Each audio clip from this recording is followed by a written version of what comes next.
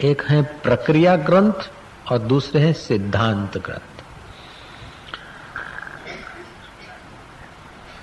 जैसे केजी से फिर एकड़िया बगड़ा तिगड़ा ऐसे करते करते आदमी चले,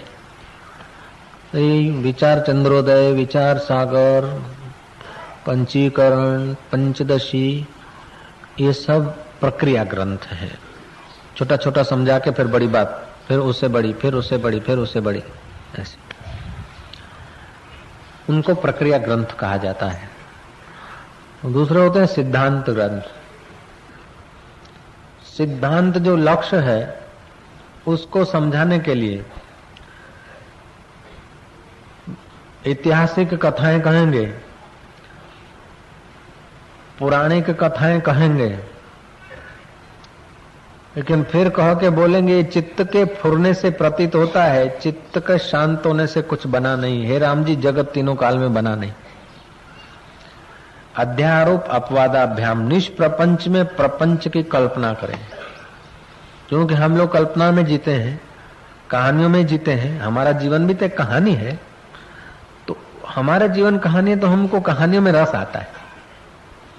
तो ये कहानियां, घटनाएं, तो हमारा जीवन भी घटनाओं और कहानियों में जीता है। तो फिर वो तत्ववेता महापुरुष उस प्रकार की बातें, उस प्रकार की कहानियां, कथाएं सुनाकर फिर बोलेंगे कि ये सब स्वप्न मात्र है, सब बीत गया। राजा वयन के शरीर से डांग से पुत्र की प्राप्ति हुई, उसने राज्य किया, राजा रहुगण ने राज्य किया, अमरीश ने राज्य किया, फलाना किया, लेकिन हे राम जी बना कुछ नहीं, सब स्वप्न हो गया। श्री कृष्ण आए और अर्जुन को विषाद योग हुआ और श्री कृष्ण ऐसा कहेंगे, ऐसा कहेंगे, और अर्जुन फिर ऐसा पूछेगा। ये पूरा भविष्यवाणी वशिष्ठ ने बता दी। फिर कहा कि राम जी बना कुछ नहीं,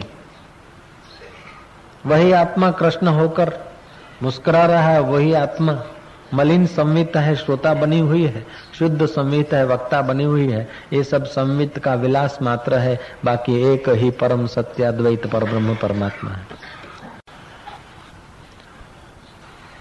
पूरी वार्ता कहेंगे। कर्कटी राक्षसी ने तप किया, हिमालय गई, ब्रह्मा जी ने वरदान दिया, फिर दूसरों के हृदय में घुस जाती थी, खून पीती थी, और जो ओम का जप करता था उसका वो पिंड छोड़ देती थी।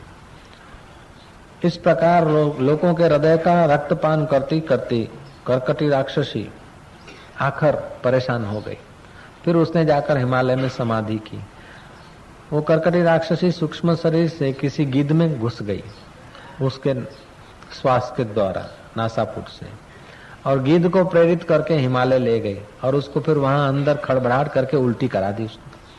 और उल्टी में उभारने के लिए गिद्ध तो चला गया, गिद्ध पक्षी, गिद्ध। फिर उसने वहां समाधि की, ध्यान किया। ध्यान करते करते उसको शुद्ध संवित में विश्रांति मिली। ब्रह्मा जी आए वरदान देने को, अब उसकी कोई रुचि नहीं रही। ब्रह्मा जी ने कहा कि बेटी तू बैठी थी, जिस हेतु से वो इच्छा तेरी पूरी होगी।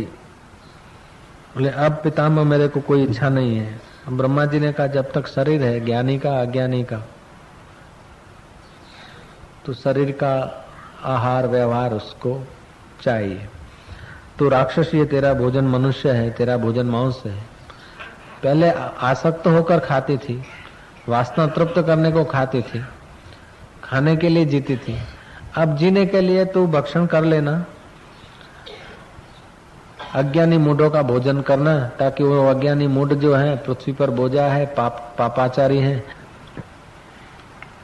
उनका भोजन करने से वो भी पाप कर्म से छूट जाएंगे, तेरा शरीर की भी रक्षा होगी और उनकी भी थोड़ी बहुत सद्गति होगी।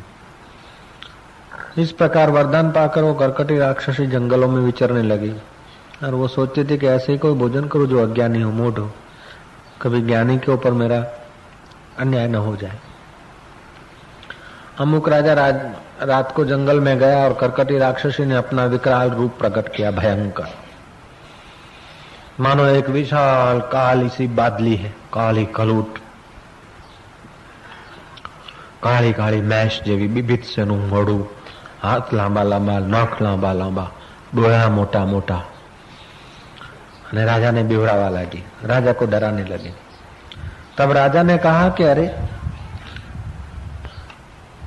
जो तेरा इष्ट हो, जो तुझे जरूर है वो बात कर, ऐसा विविध स्वरूप बनाकर तू क्या डराती है? तेरे जैसी मक्खियों को तो कईयों को मैंने उड़ा दिया। निदान इतनी विराट विविध स्वरूप धारण की हुई कर्कटी राक्षसी को राजा ने जब ललकारा तो राक्षसी कहने लगी कि तुम मेरे भोजन हो, मैं तुम्हारा भक्षण करूंगी। तू न्याय से हमारा भक्षण करेगी तो ठीक है, अन्याय से हमारे पर हावी होगी तो तेरे सिर के 1000 टुकड़े हो जाएंगे। तेरे को चाहिए क्या? बोले मेरे को चाहिए कि तुम अगर ज्ञानी हो, मैं तुम्हारे से प्रश्न पूछती हूँ, अगर मेरे प्रश्नों का तुमने ठीक उत्तर दिया तो मैं तुम्हारे से मित्रता करूंगी, तुम्हारी सेवा करूंगी, और मेरे प्रश्नों का तुमने ठीक से उत्तर नहीं दिया तो मैं तुम्हारे को अज्ञानी समझकर भक्षण कर जाऊंगी। जो अज्ञानी मूढ़ होते हैं उनको ही भूत प्रेत राक्षसों का प्रभाव पड़ता है, और भूत प्रेत भी उन्हीं लोगों को नोचते हैं। डाकिनी उन्हीं लोगों को नोच सकती है, ज्ञानवान को भी नहीं नोचती, और ज्ञानी गुरु का जिसने गुरु मंत्र लिया है उनके ऊपर भी भूत प्रेत का प्रभाव नहीं होता। तो तुम अगर ज्ञानवान हो तो मैं तुम्हारे ऊपर कोई अपना जोर नहीं लगा सकते, और अज्ञानी होंगे तो मैं तुमको खा जाऊंगी, भराक धराक करके भस्म करूंगी। मेरे प्रश्न का उत्तर दो, ऐसा कौन सा चिद अणु है जो सब में समाया है और दिखता नहीं? ऐसा कौन सा शुद्ध संवित है जिससे सारा जगत दिखता है लेकिन जहां से उठता है उसको नहीं देखता? ऐसा कौन सा त्रिश्रेणु है कि जिस त्रिश्रेणु से अनंत अनंत ब्रह्मांड फुरे हैं? ऐसा कौन सा तत्व है जिसको जानने के लिए बड़े बड़े बुद्धिमान कोशिश करते हैं और हार जाते, और जो पाते हैं वो समझते हमने पाया नहीं, पहले से था? ऐसा कौन सा वो चिद वपु है कि जिसको पाए बिना जीवन में सब कुछ पाया तो व्यर्थ, और जिसको पाने से कुछ भी ना पाया फिर भी वो शहंशाह? दुनिया में हर इज्जत वाले से भी ऊंची इज्जत वो व्यक्ति पाता है जो उस तत्व को जानता है। ऐसा कौन सा तत्व है जिसको न जानने के कारण व्यक्ति की सारी बुद्धिमत्ता, सारा अक्ल, सारी होशियारी तुच्छ हो जाती है, और जिसको जानने के बाद बड़े बड़े होशियार, अक्लमंद, बुद्धिमान से भी वो व्यक्ति पूजनीय हो जाता है, और उसे पूजाने की कभी इच्छा ही नहीं होती? ऐसा कौन सा तत्व है जिसको पाने से कुछ पाने की इच्छा नहीं होती और कुछ खोने का भय नहीं होता? जीने की इच्छा नहीं होती और मरने का भय नहीं होता? आप तो अपना तो कल्याण कर लेता है, अपना तो उद्धार हो जाता है, लेकिन उसके संपर्क में आने वाले व्यक्तियों का भी उद्धार हो जाता है। ऐसा कौन सा तत्व है जिसको पाने से सब पाया जाता है? इस प्रकार अपने ढंग के उसने प्रश्न पूछे। तब राजा ने कहा कि अरे कर्कटी राक्षसी, तूने एक ही उस परब्रह्म परमात्मा के विषय में अलग अलग पॉइंटों से, अलग अलग व्यू से प्रश्न पूछे। वही चिद अणु है जिसके फुरने से सारा जगत भासता है। वही चैतन्य वपु है जिसको जानने से सब जाना जाता है, जिसको पाए से सब पाया जाता है। तो कर्कटी ने प्रश्न किए और उन सब प्रश्नों का उत्तर राजा ने दिया। कर्कटी की मित्रता हो गई। राजा उनको ले गया अपने राज्य में, और जो फांसी देने योग्य थे, वो अपराधी थे, उन मनुष्यों को अर्पण कर दिया। कर्कटी जैसे बाज चिड़िया को ले जाता है, ऐसे ही राक्षसी अपना शिकार लेकर जंगल में चले गए, उनको भक्षण किया 6 महीना तक। उसको फिर कोई जरूरत न पड़े इतना भोजन कर लिया। फिर राजा के साथ ज्ञान की चर्चा करती, ऐसे आती, अपना आहार ले लेती, ज्ञान चर्चा करती और समय बिताती। हे राम जी, एक बार ऐसा हुआ कि वो कर्कटी गई तो आई नहीं। राजा ने देखा बहुत दिन हो गए आई नहीं, सोचा कि कर्कटी हिमालय में चली गई और पद्मासन बांधकर समाधिस्थ होकर देह छोड़ दिया। थी वो राक्षसी तो थी, करकट करकट कर शब्द करके डराती थी, हुंकार करके लोगों को डराती थी और डरा के बाद में शिकार करके खाती थी। वो खाती थी फिर भी उनका मंगल करती थी। अब वो चली गई तो राज्य के लोगों का कल्याण हो, उसलिए उसकी स्मृति वे करते रहे। इस हेतु से राजा ने 2 मंदिर बनवाए। हुंकार करके लोगों का मनोबल हर कर लेती थी, बाद में शिकार करती थी। और शिकार करने के लिए पहले मनोबल हारना पड़ता है। शेर जब शिकार करता है तो धारता है, बंदर तो होते पेड़ के ऊपर डाली पे, शेर की गुंजाइश नहीं जाने के लिए, वो नीचे बैठे खड़े होके धारता है। तो एक धड़ाके में तो वो लोग लेट्रिन बाथरूम कर देते हैं। फिर धारता है तो उसमें जो कमजोर है वो डर के मारे उसकी नाड़ियां जो है अपना शक्ति छोड़ देती है, अपना अपना कार्य छोड़ देती है। धड़ाक। आप जब देखेंगे बंदर को या किसी प्राणी को या गधे को या अमुक व्यक्ति को, तो जो डर गया न तो नाड़ियां अपना अपना काम छोड़ देती है, उसको लेट्रिन बाथरूम हो जाता है। और रोकने का जो काम है नाड़ियों का वो छोड़ देती है। कभी कोई आदमी जाता है हाथ में कुछ है और आपने जोर से आवाज दी, छूट जाता है, नाड़ियां काम अपना छोड़ देती डर में। तो पहले भय, तो हुंकार करके वो राक्षसी भयभीत कर देती थी। अब भयभीत करने के बाद भी उनका मंगल करती थी, क्योंकि उसके तन में वो उनका मांस होता तो राक्षसी की तो आत्म शांति थी, तो उनको सदगति हो जाती थी। इसलिए राजा ने उसके 2 मंदिर बनवाए और मंदिर के 2 नाम रखे, हिंगला देवी और मंगला देवी। भूतपूर्व जो करकटी राक्षसी थी अभी हिंगला देवी और मंगला देवी के नाम से पूजी जाती है। आपने हमने ये नाम सुने माता जी के। इतना तो कह दिया, फिर कहा कि राम जी ये सब स्वप्ने जैसे संसार में है, तत्व से कुछ बना नहीं तीनों काल में। लो आखी रामायण कह दी थी, हिंगला नहीं, मंगला नहीं, करकटी नहीं। लेकिन सिद्धांत की बात समझाए जा रहे हैं कि कुछ बना नहीं, ये तो व्यवहार में जब चित्त का फुरना फुरता है, जगत सत्य भासता है, तब ये तुमको सच्चा लगता है।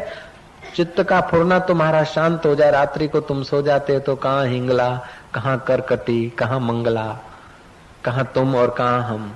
चित्त की वृत्ति कंठ में आती है तब स्वप्न, चित्त की वृत्ति हृदय में विश्रांति करती है तब नींद, चित्त की वृत्ति नेत्रों में जब आती है तो जागृत। ये है संवित का फुरना मात्र, ये फुरना मात्र जगत है, वैसा वास्तविक में जगत बना नहीं।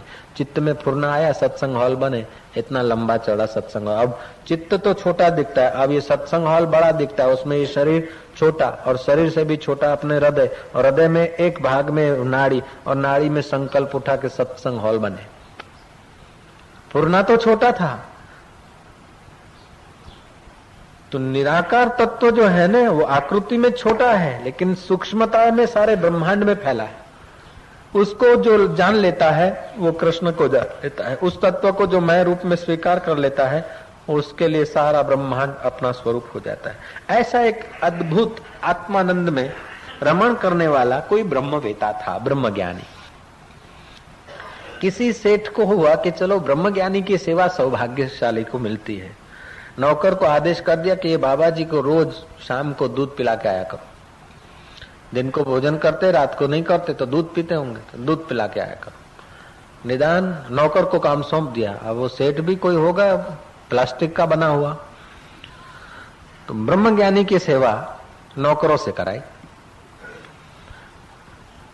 नौकर क्या था, नौकर भी कोई आधुनिक रहा होगा। वो क्या करता था कि वो दूध के पैसे तो जेब में डाल देता था, छाछ मुफ्त में मिल जाती थी कहीं से, नमक मिर्ची मिला के और छाछ का प्याला भर के बाबा जी को पिला के आता था। जय जय। सेठ घूमते घामते एक बार दर्शन करने गए और गुरु जी को बोला महाराज जी को कि स्वामी जी हमारा नौकर आपको शाम को दूध पिला जाता है। बाबा ने सब स्वीकारा, बोले हाँ पिला जाता है। उसने पूछा दूध पिला जाता है स्वामी जी? सेठ ने पूछा हमारा नौकर आपको दूध पिला जाता है? बोले पिला जाता है। अब सेठ ने पिला जाता है सुना, क्या पिला जाता है कहीं विश्लेषण नहीं किया। समय पाकर नौकर को कोढ़ हुआ, बीमारी हुई, घर में कोई मांदा पड़ा, समाज में बेइज्जती होने लगी। अब ब्रह्मवेत्ता को तो कोई फरियाद नहीं, लेकिन प्रकृति के से सहन नहीं हुआ। तब किसी ने पूछा कि तेरे को चारों तरफ से मुसीबतों ने घेर लिया, बात क्या है, सच बता। और तो कुछ नहीं मैंने किया, कोई चोरी पाप तो नहीं किया, लेकिन दूध के पैसे जेब में धरता था और बाबा जी को भीख मांग के छाछ पिला देता था।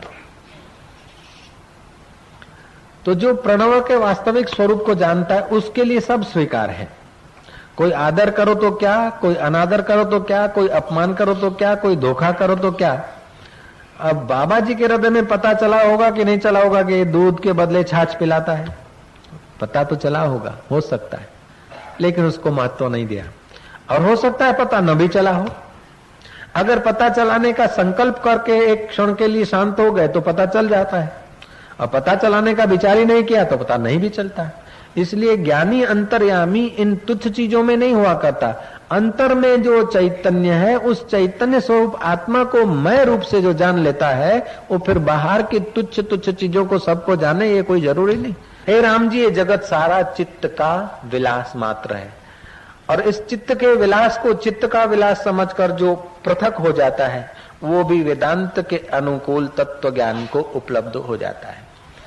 तो जिज्ञासु के लिए दृष्टा और दृश्य, ये दृष्टा और मैं दृष्टा और ये दृश्य, ऐसी भावना करके दृश्य में से राग हट जाता है, दृष्टा स्वरूप में स्थिर हो जाता है। दृष्टा स्वरूप में स्थिर हो जाने के बाद फिर उसके लिए दृश्य और दृष्टा दो नहीं बचता, उसका तन मन, उसका जीवन, उनके लिए अणु अणु में परब्रह्म परमात्मा। अब जड़ और चेतन, जहाँ चैतन्य की घनीभूत अवस्था उसको जड़ बोलते हैं, और जहाँ सूक्ष्म अवस्था उसको चेतन बोलते हैं। तो ज्ञानी का शरीर फिर चिन्मय रूप में माना जाता है।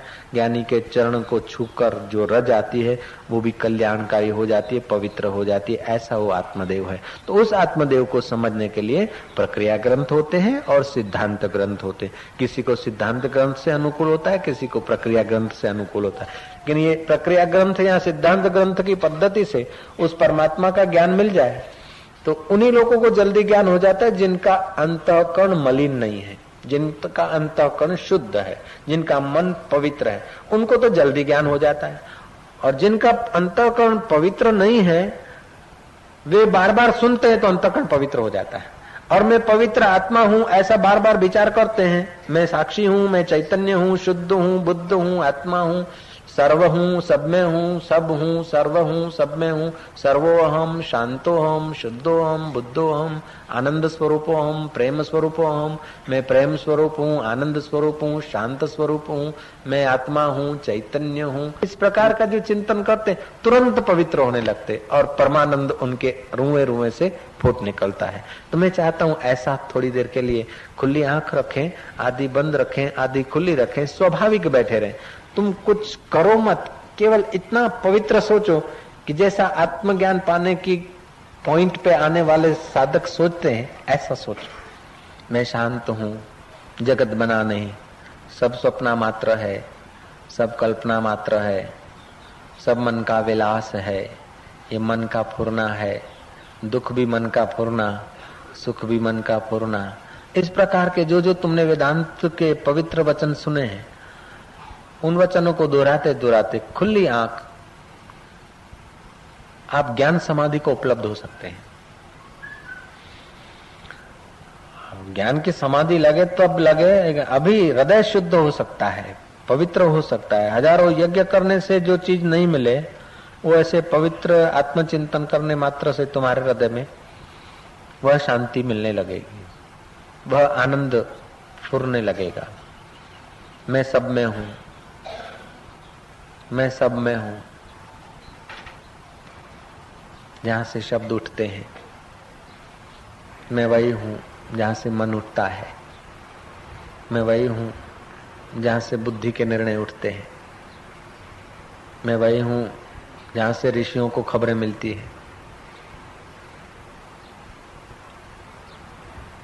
मैं वही हूं जहां से श्री रामचंद्र जी चेष्टा करते हैं, मैं वही हूं जहां से रावण चेष्टा करता है, मैं वही हूं जहां से श्री कृष्ण चेष्टा करते हैं, मैं वही हूं जहां से श्री कृष्ण और कंस दोनों चलते हैं, मैं वही आत्मा प्रणव अनाहत शब्द वाह वाह।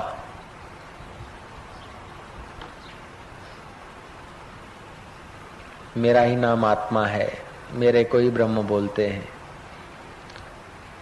मैं ही चैतन्य आत्मा हूँ। इस प्रकार की पवित्र भावना करते करते, देह नहीं है हम तो देह की भावना करने से देह का अध्यास आ गया, आत्मा तो हम है ही हैं।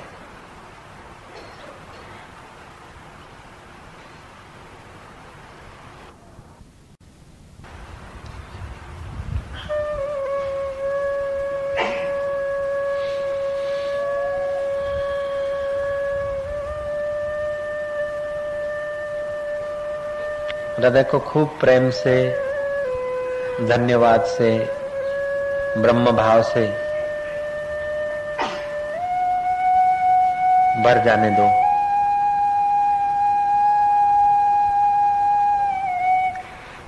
अपने इष्ट को स्नेह करो।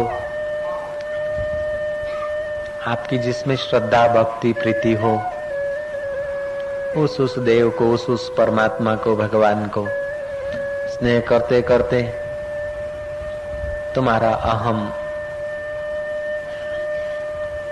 बह जाए और ब्रह्म भाव रह जाए।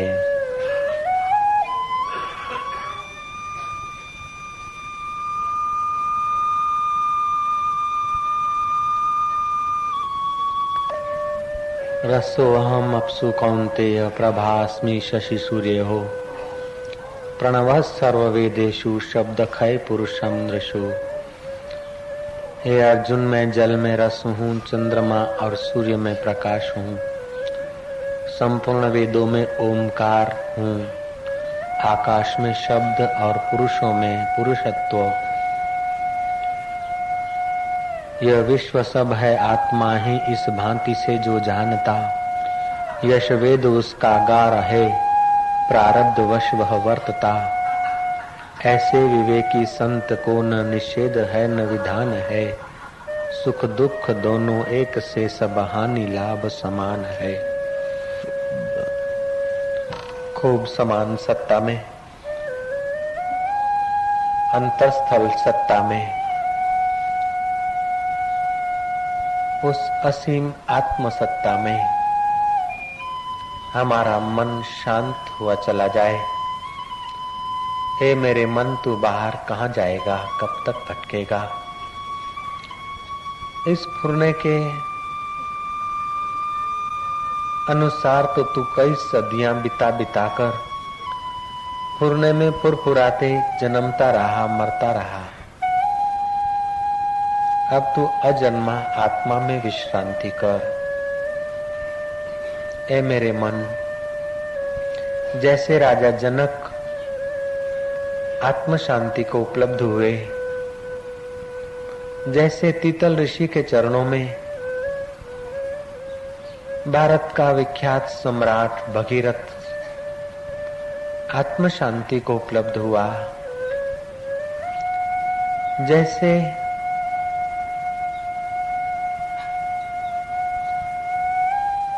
उदालक ऋषि आत्म शांति में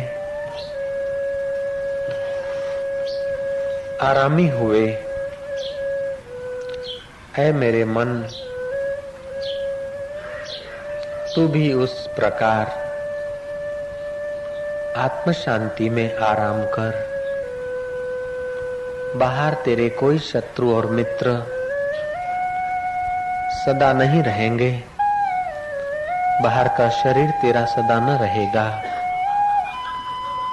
बाहर का देह तेरा न रहेगा, लेकिन तेरा अंतर्यामी परमात्मा देह में रहते हुए भी विदेही, देह से परे, उस परमात्मा की भावना कर। हे मेरे मन, जैसे कीड़ा भमरी का चिंतन करते करते भमरी हो जाता है, ऐसे ही है मेरे मन, तू ब्रह्म का चिंतन करते करते तू ब्रह्म रूप हो जा।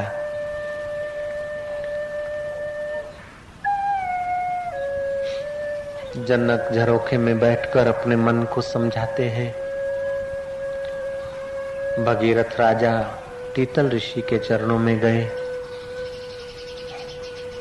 तीतल ऋषि कहते हैं कि हे राजन,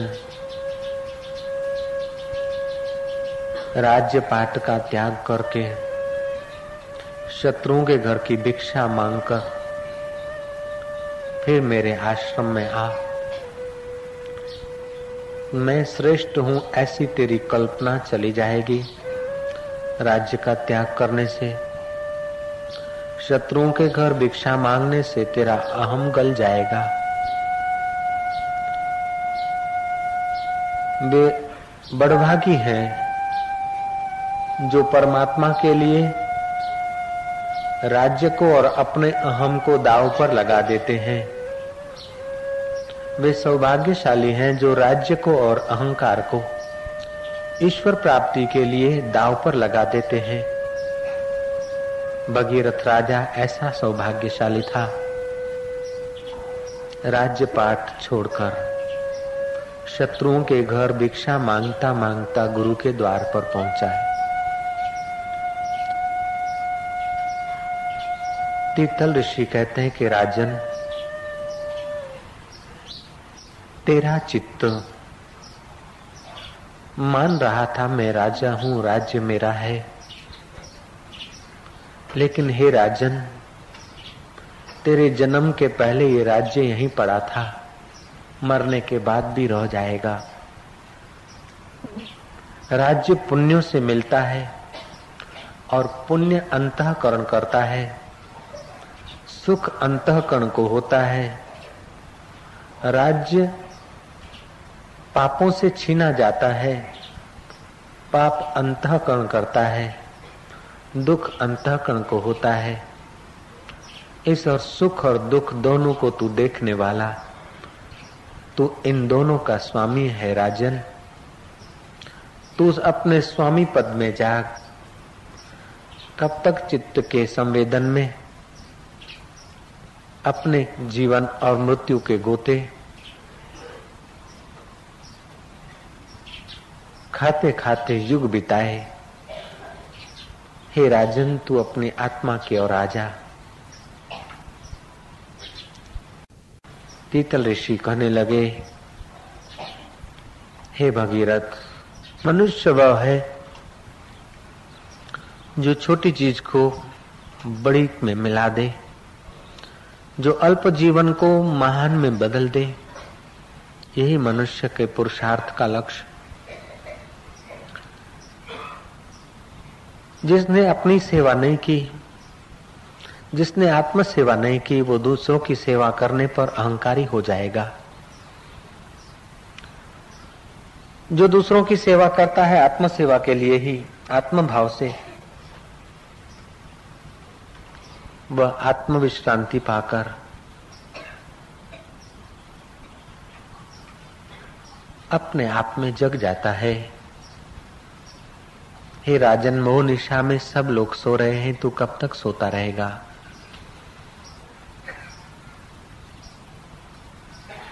वशिष्ठ जी कहते हैं, राम जी, इस प्रकार तीतल मुनि के उपदेश को प्राप्त करके भगीरथ राजा ज्ञात ज्ञेय हुआ। अज्ञानी की दृष्टि से आदमी अज्ञानमय सोचकर संसार में आवागमन में भटकता है। ज्ञानी के अनुभव को, भगवान के अनुभव को सुनकर सोचकर आदमी भगवान के अनुभव के अनुसार मुक्तता का अनुभव करता है। भगवान को जैसा जगत दिखता है वो सच्चा होता है। जीव को जैसा जगत दिखता है वो उसकी कल्पना होती है। भगवान को जो दिखता है वो सही है, संत को जो दिखता है वह सही है, हमको जो दिखता है वो कल्पना मात्र है। तीतल ऋषि के उपदेश से भगीरथ ने अपनी कल्पना छोड़ी, गुरु और भगवान के दृष्टि में अपनी दृष्टि मिला दी।